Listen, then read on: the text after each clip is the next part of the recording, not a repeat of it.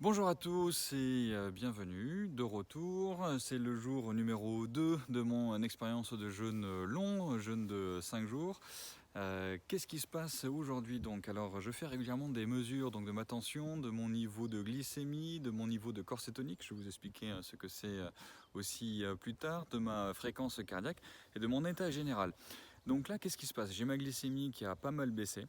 Je suis passé à 0,65 grammes par litre, ce qui veut dire que techniquement parlant, je suis maintenant en hypoglycémie. Et j'ai mon niveau de corps cétonique qui a commencé à légèrement monter. Donc hier on était à 0,1, maintenant on est passé à 0,4 millimoles par litre. Qu'est-ce que ça veut dire en pratique? En pratique, ça veut dire que je commence à me sentir un petit peu mou. Je suis devant la caméra, mon épouse est en train de me filmer et je sens que j'ai un tout petit vertige, léger déséquilibre, tout ça parce que le niveau de sucre dans mon sang a commencé à baisser, car j'ai commencé à brûler mes réserves qui sont essentiellement sous forme de glycogène dans le foie, un petit peu dans les muscles mais essentiellement dans le foie. Et on a selon les personnes entre un jour et demi de réserve de glucose sous forme de glycogène. Ce sont des chaînes longues de glucose, un petit peu sous le format que l'on trouve dans les pommes de terre, dans les pâtes, ça s'appelle à ce moment-là de l'amidon. Donc là, ça a une structure moléculaire qui est légèrement différente, mais c'est le même principe, c'est-à-dire un mode de stockage du glucose. Et là, apparemment, je suis arrivé à un moment où on est à un peu plus de 30 heures depuis ma dernière prise alimentaire, 34 heures depuis la dernière prise alimentaire, et mon stock de glycogène est proche de zéro, ce qui fait que ma glycémie a commencé à bien baisser. Et elle a baissé en dessous de 0,8, 0,7 grammes par litre, ce qui fait que mon cerveau reçoit pas tout à fait la bonne quantité de sucre, de glucose, pour fonctionner correctement, et donc je commence à me sentir un tout petit peu mou. Mais la bonne nouvelle par contre, c'est que j'ai une adaptation qui a commencé à se mettre en place. Et celle-ci est démontrée par l'élévation progressive des corps cétoniques. Donc on est passé de 0,1 à 0,4 millimoles par litre. Vous n'avez pas à retenir les valeurs évidemment, mais ça a déjà été multiplié par 4. Et qu'est-ce que ça veut dire? Ça veut dire que j'ai commencé en fait à les taper dans mon stock de gras.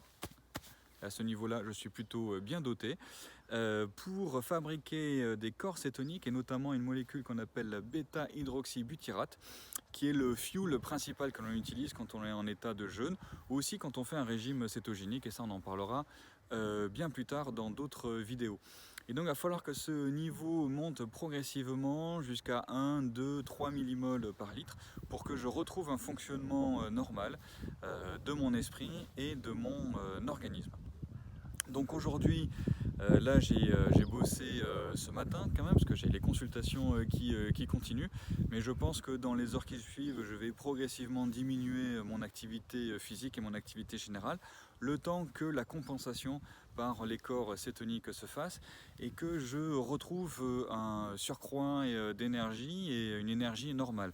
Voire même dans certains cas, on verra comment ça fonctionne au jour 3 ou au jour 4, en fait un niveau d'énergie qui peut même être supérieur à ce que l'on a d'habitude.